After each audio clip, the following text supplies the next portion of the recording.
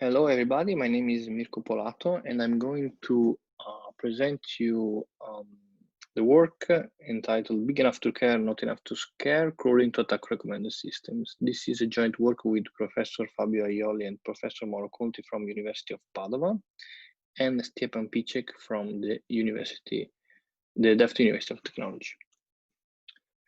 So, first of all, I'm going to present you the paper's ingredients, let's say, so the background that you need to know to understand the paper. So I'm going to talk to you about recommender systems and how they can be attacked through profile injection attack or shielding attack. And then I'm going to explain you briefly the concept of crawling and why this is important for us. And afterward, I'm going to say a few words about shielding detection mechanism. So, recommender systems in one sentence are algorithms that are able to predict the preference that the user would give to an item.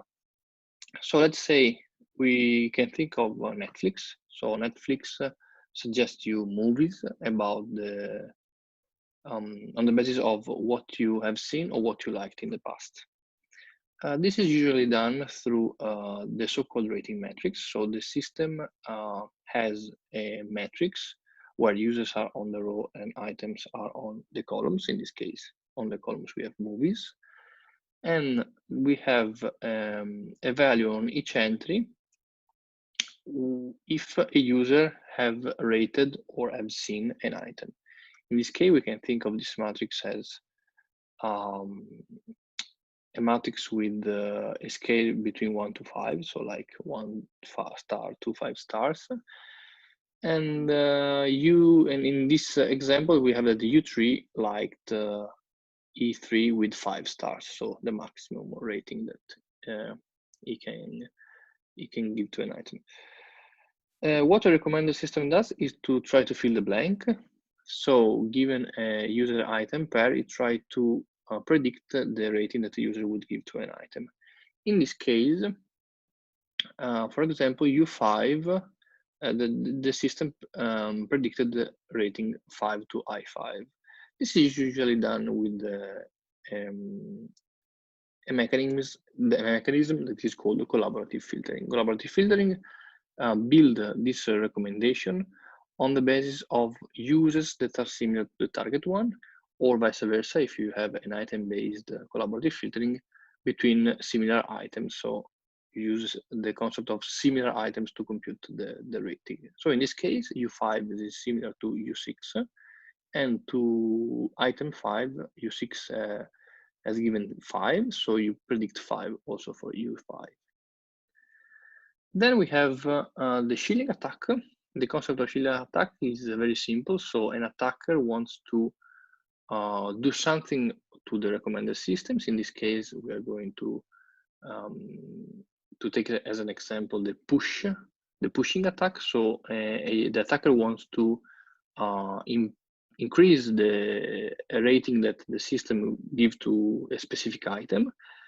And this is done through profile injection. So the attacker create new profiles that are all fake with the aim of increasing the score to I4.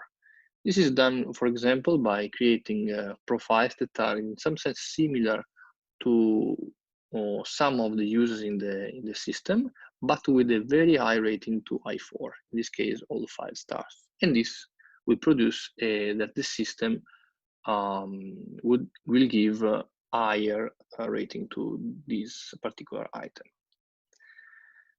So the motivation for our work is actually very simple. So we have that many works on shielding attack do a very strong assumption, that is that they require the knowledge of the full rating matrix. That this is not always the case, and also usually it's not possible to make this kind of assumption.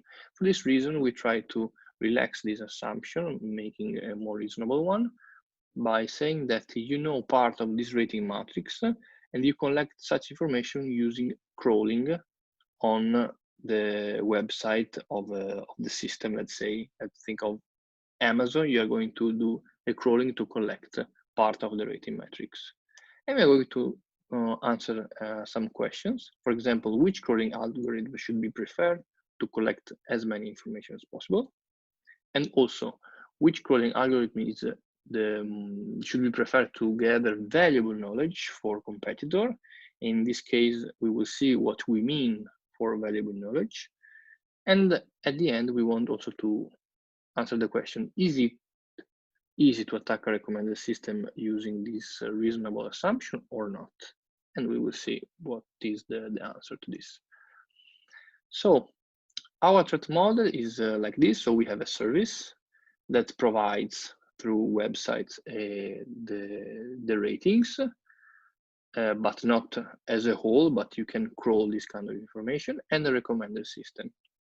So an attacker can crawl such public information, only part of it, and then can do a profile injection attack by using fake profiles, but it has also to take into account the fact that the system can have a detection mechanism. So a mechanism that is able to check whether a profile is fake or not. And this is usually done with some statistical analysis about the behavior of a user. So let's start by talking about which kind of crawling strategies we have taken into account. So let's think of the rating matrix as a bipartite graph where we have users in one side and items on the other sides, and edges that connect them. And in this case, the rating is not important, but only the fact that they are connected. So from the page, let's say, of an item, we can see all the users that have rated it, and also vice versa. On the page of a user, we can see all the items that he has rated. So the first strategy we tried was random. So a very random, a very easy policy. You try to visit the page, and then you pick the next one at random from the one that you know. The breadth first, which uses a FIFO policy, so first in, first out, very easy. And then the backlink, where in this case, the prioritization is a bit smarter, and you are going to visit the node that has the higher out degree. You should consider the fact that you don't know the full graph, but only the part you have already visited.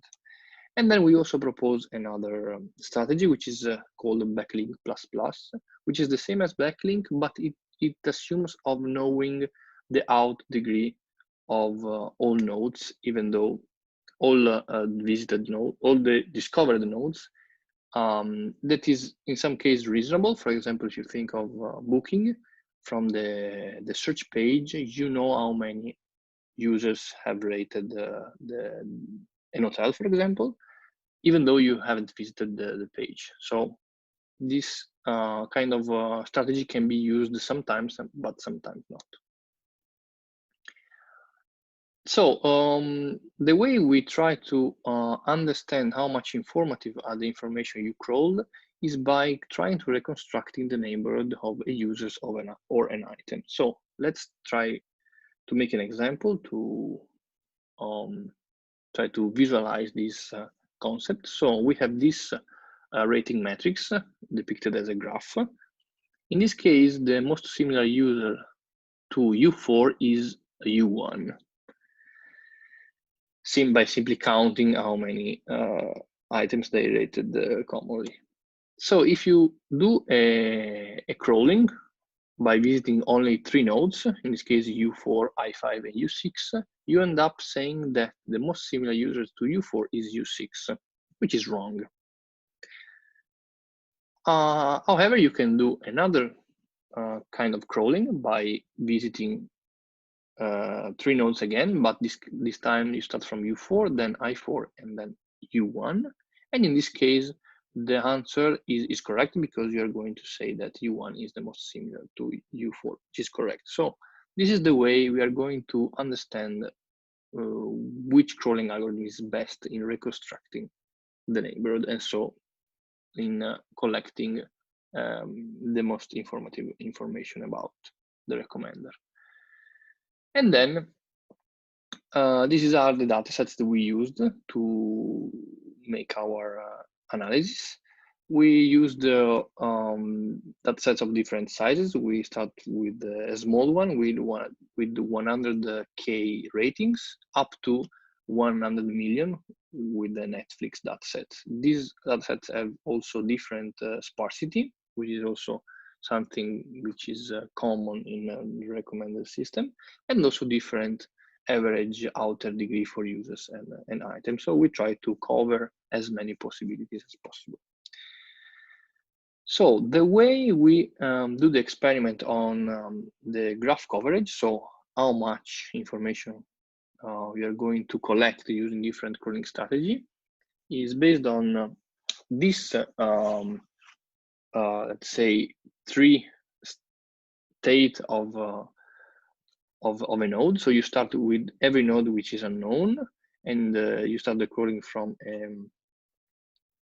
a specific node which is picked at random.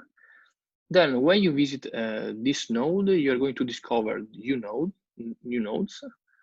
And then when you do the next step and you visit one of the discovered nodes, the nodes become visited. And then you are not going to visit it again because it's not useful anymore. So at the end, you will have a set of visited nodes and a set of discovered nodes. So the other are unknown. We start from, in our experiment, we start from a randomly selected node. And then we crawled a fixed number of nodes. So we visit a fixed number of nodes. And then the coverage is computed as a ratio between the number of discovered nodes, and we also consider the visited ones, and the total of all the nodes. And we repeated this experiment 10 times, and then we do the average. These are the results. As you can see, we have used 2 different random strategy. One is like I said before, so you pick at the new node that's random, while the other is a bit different because at first it flips a coin, and with the result it decides if it goes to a user or an item, and then from that set is going to pick randomly. So it's like giving a different bias to the random strategy. As you can see, random is very bad in general. So with all that sets, the coverage is poor.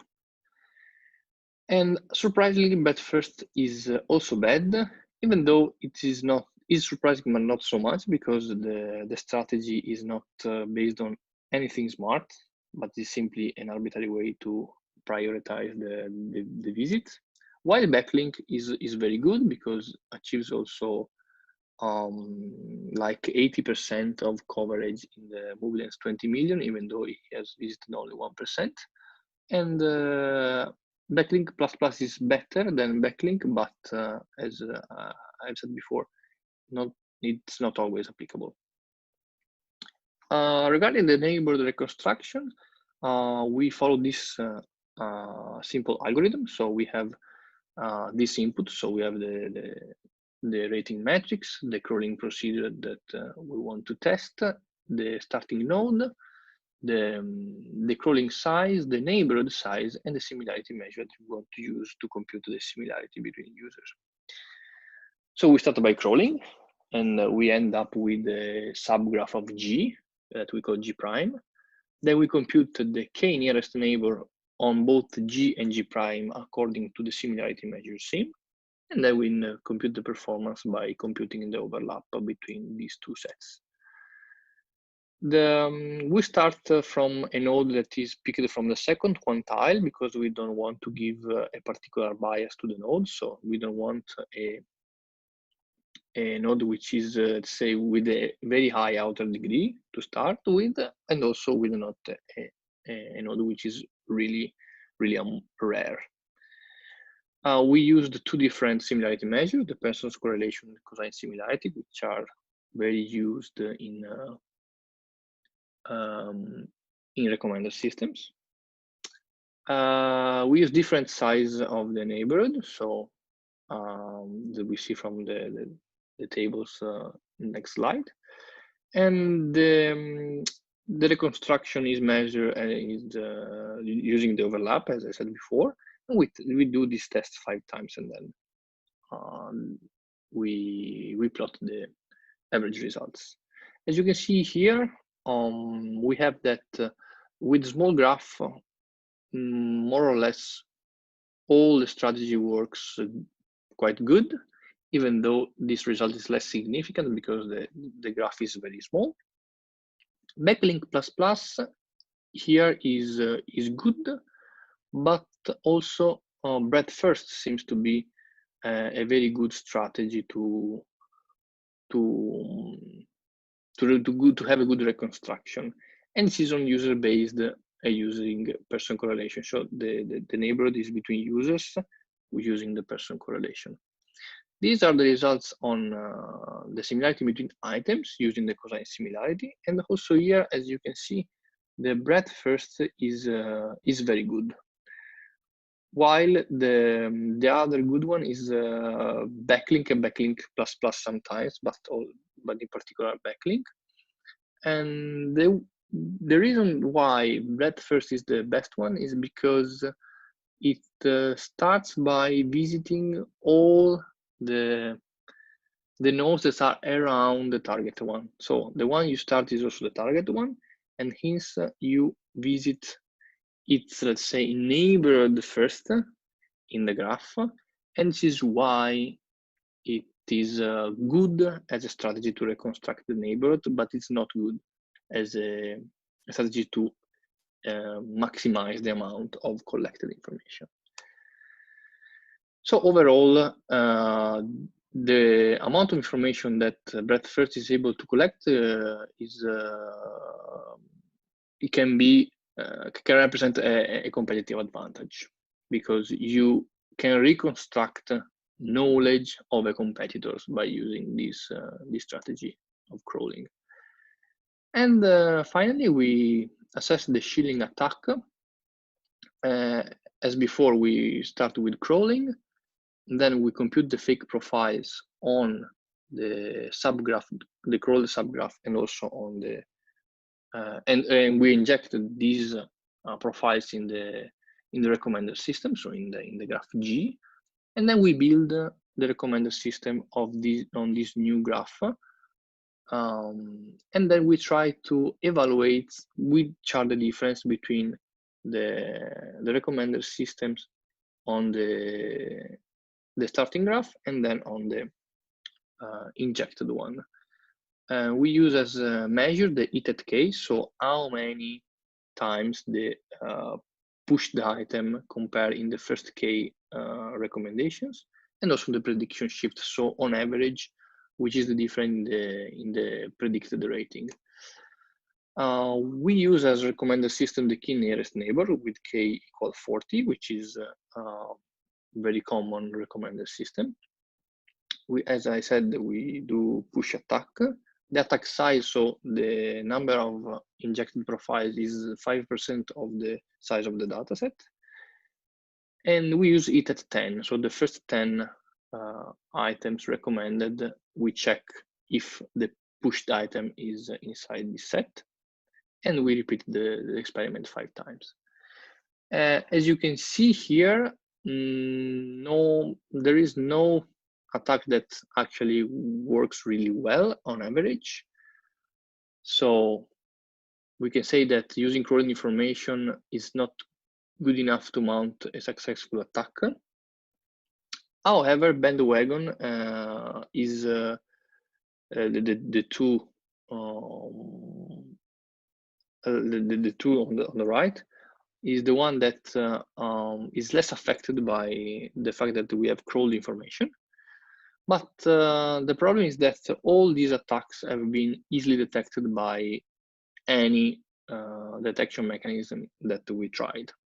So to conclude, we have that the backlink plus is a very good strategy to have a good coverage, even though it's not always applicable. Breadth first, on the other hand, is very good to collect competitive knowledge, because actually the prioritization is based on the fact that you try to see the neighborhood first. But this information that you crawl is not enough to mount a successful attack. So it is big enough to care. So it is reasonable to be safe on publishing all the information about the users' ratings, but it is not enough to mount an attack, at least using very easy shilling attack strategy. So in the future, we will try to see whether this conclusion can be also applicable to other more sophisticated shilling attack, also on more datasets. And finally, we also want to explore other crawling strategies, in particular the ones that can use also other information besides the mere structural information. So this ends my presentation. Thank you very much. And if you have any question, I'm welcome to answer them. Thank you. Bye-bye.